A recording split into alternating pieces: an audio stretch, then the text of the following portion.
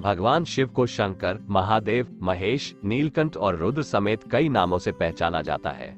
कई बार ये सवाल पूछा जाता है कि क्या शिव और शंकर एक ही हैं? वहीं भगवान शिव की उत्पत्ति भी बड़ा रहस्य है।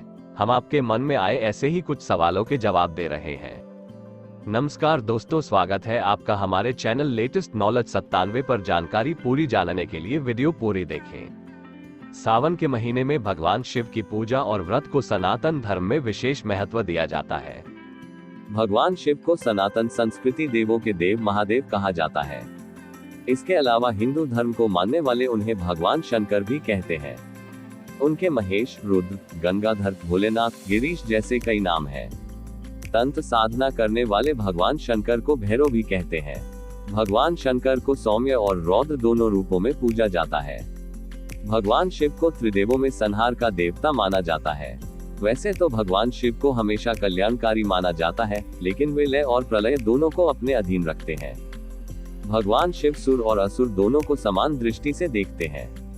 इसलिए कथा कहानियों में कई राक्षसों के उनकी कठिन तपस्या करने की जानकारियां मिलती हैं। भगवान शिव के कई अनन्य भक्तों में एक लंकाधिपति रावण भी हुए। कई राक्षसों ने उन्हें अपने तप से प्रसन्न कर मनचाहा वरदान पाया। सवाल ये उठता है कि भगवान शिव के भक्तों की कई कहानियां सुनी सुनाई जाती हैं, लेकिन उनके पहले शिष्य की जानकारी बहुत कम उपलब्ध होती है। जानते हैं कि भगवान शंकर के पहले भक्त कौन थे। भगवान शिव के पहले शिष्य कौन थे? भगवान शिव के पहले शिष्यों की जानकारी पुराणों में मिलती है। पुराणों के मुताबिक भगवान शिव के सबसे पहले शिष्यों में सप्तऋषियों की गिनती होती है।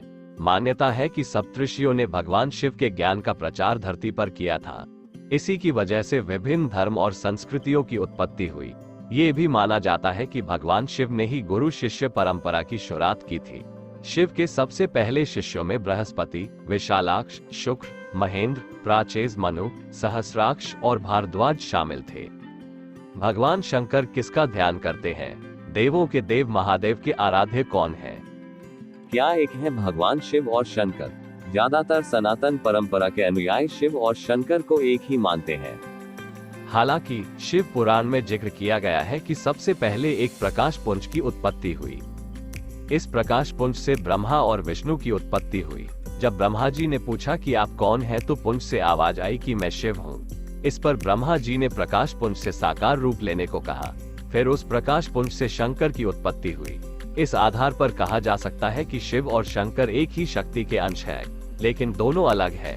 दोनों फर्क इतना है कि शिव प्रकाश पुंज स्वरूप है और अब हम उनकी शिवलिंग के रूप में पूजी करते हैं, जबकि शंकर सशरीर देव स्वरूप है। किसका ध्यान करते हैं भगवान शंकर? कुछ पुराणों में भगवान शंकर को शिव इसलिए कहते हैं क्योंकि वे निराकार शिव के समान है। निराकार शिव को ही शिवलिंग के रूप में पूजा जाता है। ज्यादातर जगहों पर भगवान शंकर को योगी के रूप में दिखाया जाता है।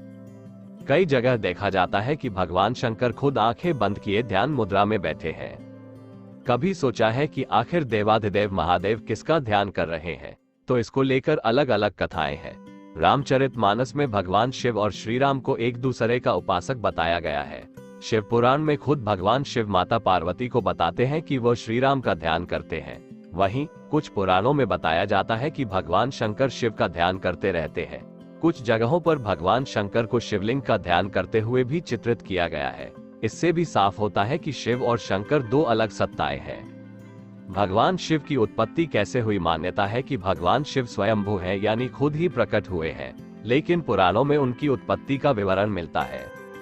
विष्णु पुराण के अनुसार जहां भगवान विष्णु ब्रह्मा जी की नाभि से उत्पन्न हुए थे, वहीं भगवान शिव विष्णु जी के माथे के तेज से उत्पन्न हुए।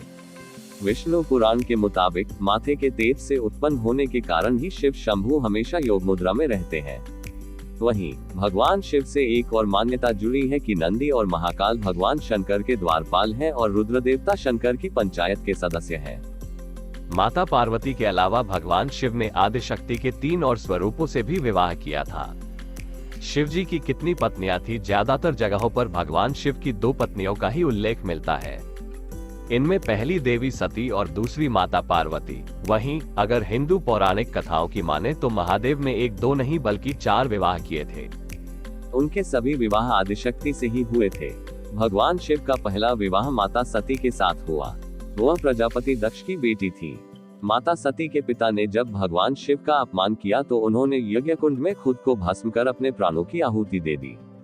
इसके बाद उन्होंने हिमालय की बेटी पार्वती के रूप में जन्म लिया। माता पार्वती के रूप में आदिशक्ति ने भगवान शिव से दूसरा विवाह किया। धर्म ग्रंथों में भगवान शिव की तीसरी पत्नी देवी उमा को बताया जाता है, वहीं उनकी चौथी पत्नी मां महाकाली को बताया गया है। अगर हमारी स्टोरी से जुड़े आपके कुछ सवाल हैं तो वो आप हमें आर्टिकल के नीचे दिए कमेंट बॉक्स में बताएं।